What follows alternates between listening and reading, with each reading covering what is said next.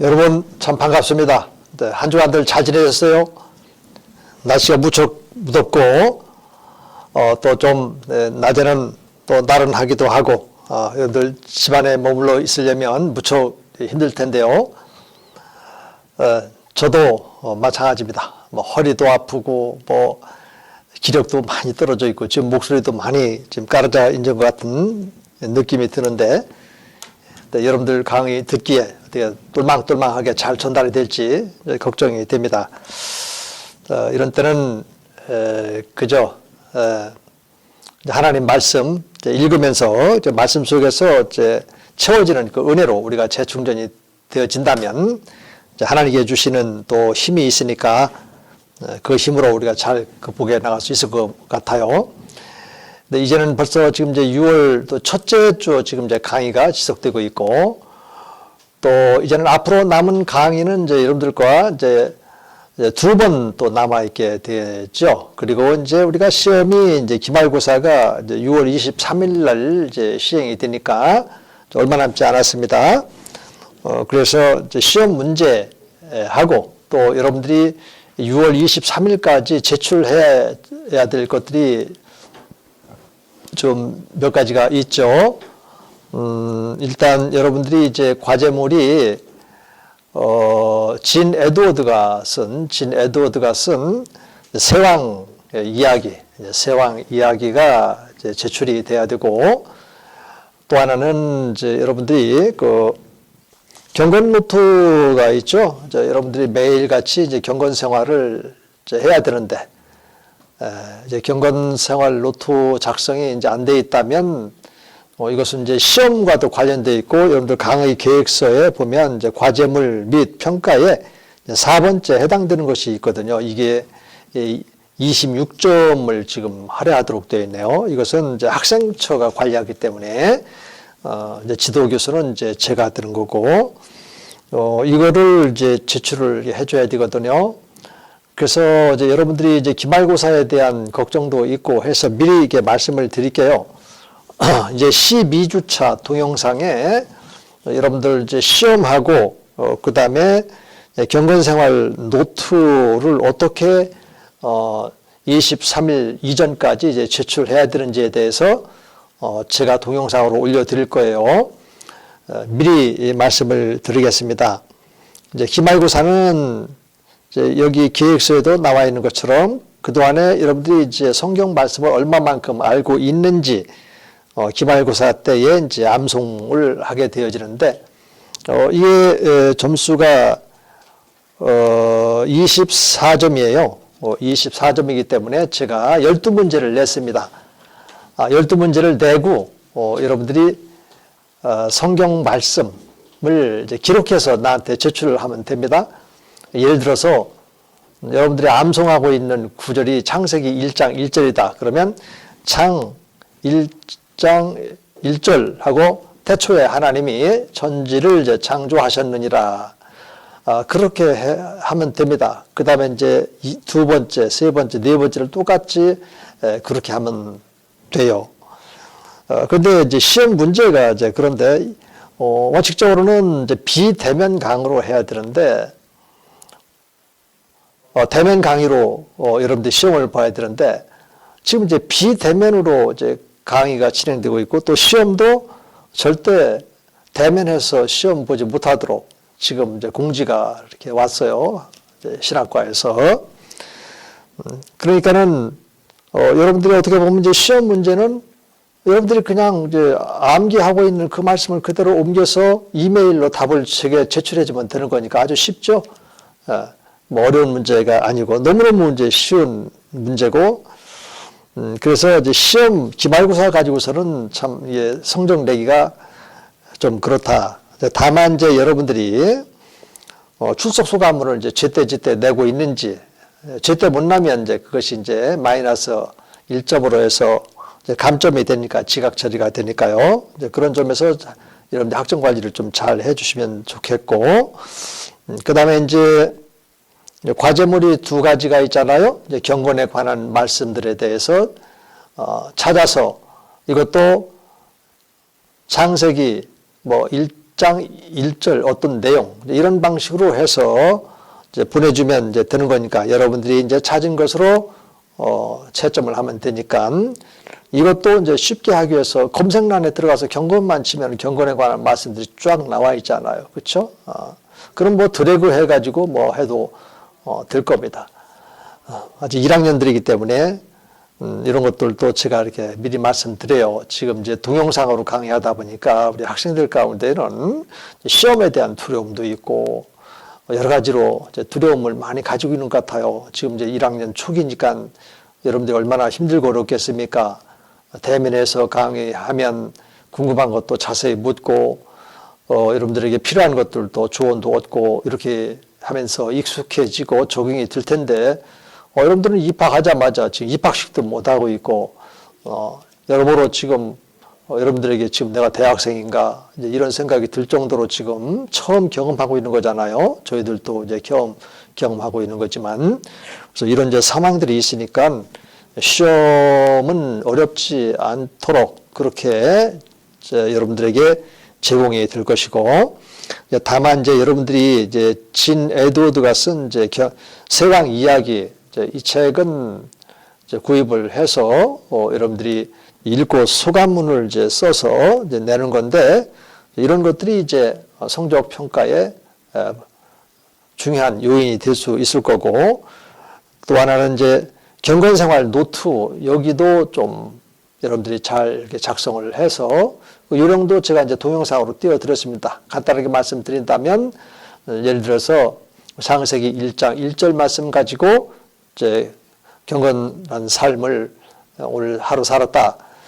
그러면은 이메일로 이렇게 보내는 거지만 여러분들이 누군지를 알아야 되잖아요. 그렇죠? 그다음에 경건 생활 노트하고 그다음에 이제 여러분들 이제 이름하고 신학학과 이름 그리고 제출 날짜 또 담당 교수 근광현 그렇게 하고 그 다음 페이지 한 면 정도로 해서 여러분들이 창세기를 묵상을 했다 그러면 큐티를 했다면 창세기 1장 1절에서 여러분들에게 주신 하나님의 깨달음이라든지 이런 것들을 이제 A4 용지 한 장 이내로 이렇게 작성을 해서 이메일로 6월 23일까지 제출해 주면 됩니다.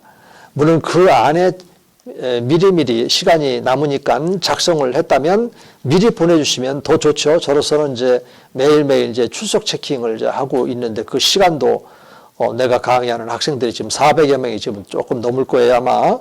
그러다 보니까 어떤 경우에는 뭐 3시간도 가고 2시간도 가고 뭐 이런 식으로 지금 출석 체킹만 하는데도 시간 많이 할애가 되더군요.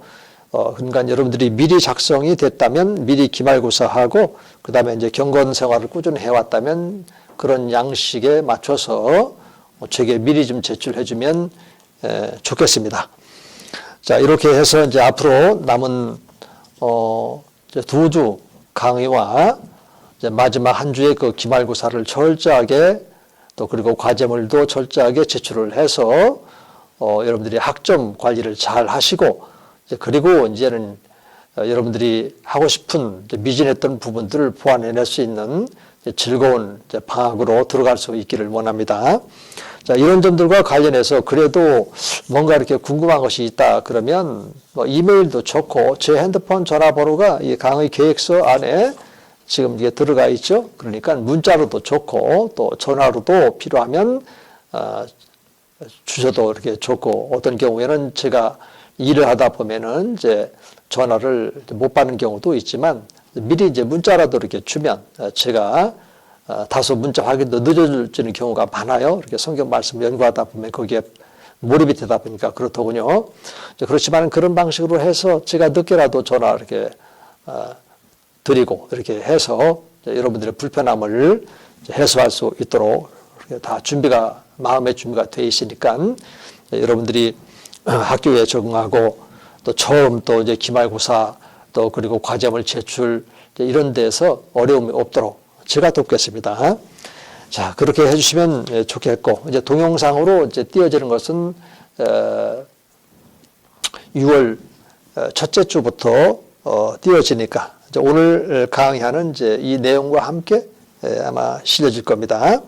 자, 오늘은 강의 내용이 여러분들과 함께 다뤄야 될 내용이 이 교재에 그 61쪽에 가면 당신의 그 가족 관계는 안녕하십니까? 이런 제목으로 또 5월 달이기도 하니까 또 올해 또 마지막 주간에 동영상을 이렇게 촬영을 해서 6월 첫 주에 여러분들에게 듣게 되어지는 건데, 그래서 이제 가족 관계에 대해서 주제가 되어 있고 함께 이렇게 나누기를 원합니다. 먼저 이 교재에 나와 있는 말씀을 중심으로 좀 간략하게 살피고, 또 하나님께서 내게 주신 그런 또 말씀도 있고 하니까 이제 보완해서 하게 되면 여러분들에게 다소나마 더 유익이 되지 않을까, 이런 생각을 갖게 됩니다.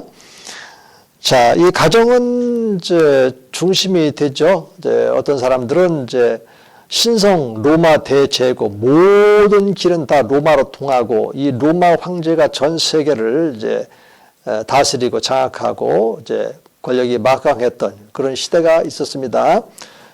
그런데 이제 이 시대가 이제 영원히 갈 줄 알았는데 어느 순간에 무너지기 시작하는데, 크게 이제 두 가지로 말을 해요. 그러나 따지고 보면 이제 한 가지로 묶어서 볼 수 있는데, 첫째로는 이제 성적인 타락.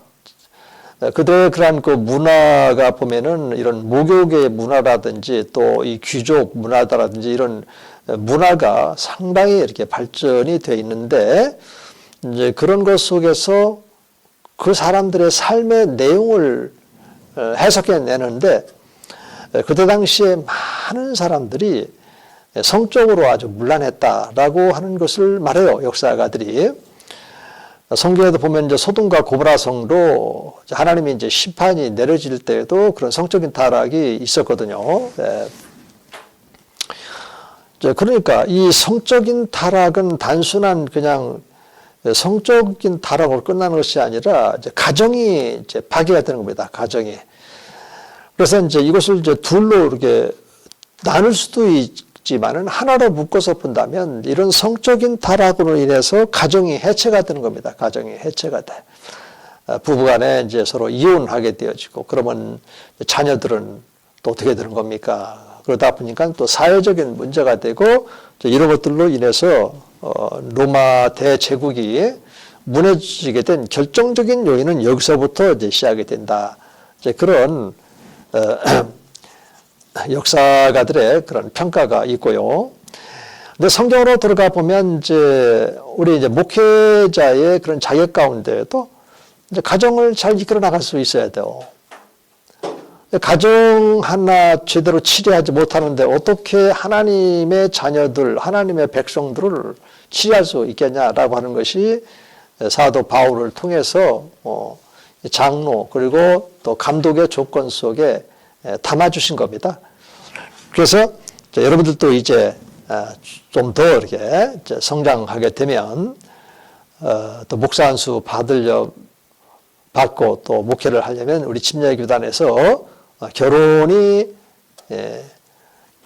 해야만 돼요. 결혼이 아직 안 돼 있다, 준비가 안 돼 있다. 그러면 목사 안수 받고 또 목회하는데 당분간은 어렵게 되어집니다. 그렇기 때문에 이 목회자라고 하는 것은 사실은 깨어져 있는 이런 가정, 또 그런 가정 가운데서 이제 또 역기능적으로 이렇게 자라온 그런 사람들이 의외로 많죠. 저도 뭐 따지기로 말하면 이제 그런 부분이 있죠. 있고 또 아버님에게도 평생 난생 처음 딱 한 번 그런 일이 있어서 아버님께 제가 항의도 하고 또 부드럽게 왜 그렇게 하시는지 한번 따져보고 또 그런 경험이 딱 한 번 있는데, 그러고 나니까 또 후회가 되더라고요. 이렇게 후회가 되고 그랬는데, 그러나 이제 가정에서 어떤 문제가 있을 때는 우리가 화내고 뭐 따질 이런 것이 아니고 부드러운 말로 얼마든지 따질 수 있죠. 왜 그런지 알고 싶다. 그래서 말씀 듣고 이해가 되는 부분들은 수용할 수 있지만 이해가 되지 않는 부분은 앞으로 이런 점에서 이렇게 해줬으면 참 감사하겠습니다. 이제 의사 표현 이렇게 하면 되는 거니까 인생을 살다 보면은 가정 안에서 부모와 자식 간의 관계에서 한두 번 정도는 이런 과정이 이제 있으라고 봅니다. 우리 자녀들도 뭐 내가 볼 때는 뭐 크게 어려움 없이 아빠가 권위를 가지고 자녀들의 의사를 무시하거나 그런 적도 내게는 이제 기억이 나지 않고 더더군다나 이제 폭력하거나 그런 것들은 이제 기억에 남지 않는데 얼마 전에 이제 우리 큰 딸이 지금 이제 나이가 지금 34살 되는데 그 딸하고 이제 같이 얘기를 하는 가운데 내가 그랬어요. 너는 어렸을 때부터 부모님 말씀에도 잘 순종하고 무엇보다도 마음이 좀 많이 착했어. 그러면서 있었던 에피소드 같은 것도 얘기를 하고 그랬더니 아빠가 나 때렸잖아. 응? 나는 전혀 너를 때린 적이 없는데 아빠가 빗자루 들고 위협했잖아. 그래? 그것도 나는 기억이 잘 안 난다. 아니야. 분명히 아빠가 빗자루 들고 막 얼굴을 막 그렇게 험상궂게 하고 나한테 했는데 그랬었어? 그러면 아빠가 너 때린 것은 아니지. 그건 아니었지만은 아빠가 나한테 그렇게 했으니까 나는 아빠가 나를 위협하고 때린 걸로 이렇게 기억이 나는데 그래서 그거는 있잖아. 아빠가 너희들 이제 교육은 시켜야 되고 하니까 아빠가 험상궂은 얼굴로 막 무섭겠다 이렇게 하고 일단 막 빗자루를 들고 너희들 막 때리려고 했다가 살고만 그냥 내려오고 이런 적은 있는데 너 지금 그걸 말하는 거냐? 그랬더니 그렇다는 거야. 그러면 네가 어렸을 때는 그게 정말로 아빠가 화가 와금 나가지고 너희들에게 막 겁주고 그렇게 이렇게 느껴지는가 보구나. 그냥 물론 아빠가 겁을 주려고 했던 것은 사실이야. 그런데 속으로는 아빠도 다 웃었다.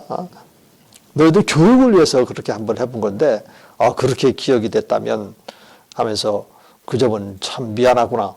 34살 먹은 딸한테 내가 그 점은 미안하구나. 그렇게 얘기를 했어요. 한 주 전밖에 안 돼요. 한 주 전에 이제 그런 일이 있었는데 그러니까 이 횟수가 많든 적든지 간에 어렸을 때 이제 부모와의 그런 그 관계 속에서 어리니까 이제 실수가 당연히 있을 수 있지 않겠어요? 그럴 때 이제 부모는 또 교육적인 효과도 있어요. 그렇기 때문에 회초리를 직접 대는 부모도 있고 나처럼 이제 목회자니까 그런 회초리를 된다라고 하는 것이 썩 바람직한 것은 아니라고 나는 그 생각이 되어지고 또 나는 어렸을 때 많이 맞았어요. 그런 것들을 통해서 내게 주신 선물 자녀들에게는 어떻게 말씀으로 양육을 시켜야 될 것인지 나름대로 이제 주관적인 그런 계획이 서 있으니까 그런데 그렇게 빗자루를 두고 했는데도 그게 이제 어린 아이에게는 충격이 됐던가 봐요. 그거를 이제 가지고 있더라고. 그래서 얘기를 하니까 큰 딸이니까 이제 성숙했으니까 충분히 이제 이해를 하고 같이 웃으면서 그런 기억들에서 이제는 해소가 되게끔 했던 그런 것도 있는데 그래서 이렇게 이만큼 이제 우리 목회자들에게 있어서 가정생활의 그 리더십 이런 것은 아주 중요한 겁니다. 우리가 이제 설교를 할 때 우리는 하나님의 말씀을 가지고 설교를 해야 되니까 온갖 좋은 말씀을 가지고 성도들에게 나눠야 될 필요가 있겠죠. 그런데 이제 가족 가운데 아내라든지 또 자녀들이 나처럼 그렇게 빗자루를 들고 잘못했으니까 그렇게 잘못했다는 것을 표현을 하긴 해야 되는데 이걸 그렇다고 해서 한 대 딱 때려버리는 이런 표현을 해버리면 진짜 폭력이 되는 것이고 폭력은 아니지만은 잘못했을 때 부모가 화를 내고 어떤 행동을 취한다라고 해서는 또 이렇게 보여줄 필요는 있고 그랬는데도 상처를 받았단 말이야. 그러니까 우리가 이제 그 목회자로서 준비하는 여러분들이 이제 결혼을 했을 때 그 자녀들에게 어떻게 나가야 될 것인지 이런 것들도 이제 준비를 해야 되겠죠. 그래서 그때는 나도 이제 어렸고 나이도 이제 뭐 한 30대 이제 초반이 됐으니까 이제 많은 나이는 아니죠. 그래도 이제 말씀을 가지고 있으니까 그렇게 그냥 이렇게 빗자루를 들고 마치 막 곧장 때릴 것처럼 이제 위협적인 이제 그런 태도를 취해봤는데 이것도 상처가 된다면 아 그렇구나 이제 그런 상황에서도 사실은 아빠가 그런 험상궂은 일그러진 모습을 자녀들에게 보여주지 않고 교육을 이제 시켰어야만 온당하구나. 그런데 그러면 어떻게 해야 될 것인지 이런 거에 대해서는 아직도 사실은 답이 없어.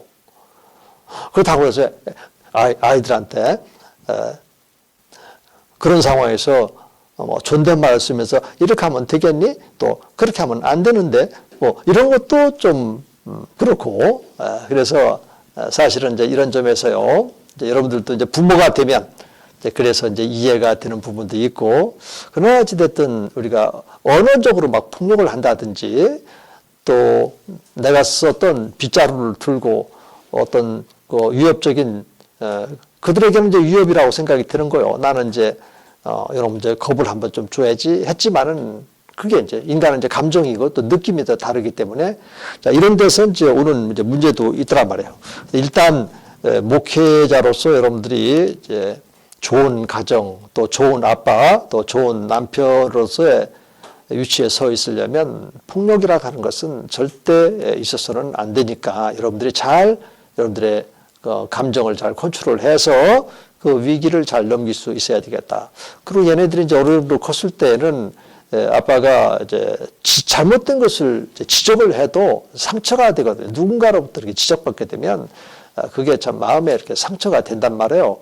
그래서 이제 어느 정도 컸을 때는 뭐 위협 같은 것은 있을 수가 없고 그래서 이제 참고 인내하면서 너가 조금 전에 이런 행동을 했을 때 그거는 바람스럽지 않은 행동이어서 그러니까 아빠는 이제 직접 너에게 그걸 지적하고 그렇게 말하지는 않겠다. 아빠는 성경 말씀을 가지고 너에게 권면을 하는데 그렇게 행동을 했을 때 하나님께서 어떻게 너를 바라보고 생각을 하실까? 이 점에 대해서만 내가 말을 하겠다 하고서 이제 자녀들 이제 훈육을 이제 그런 방식으로 이렇게 했었는데 결과적으로 볼 때는 이제 그런 방법이 참 괜찮았다.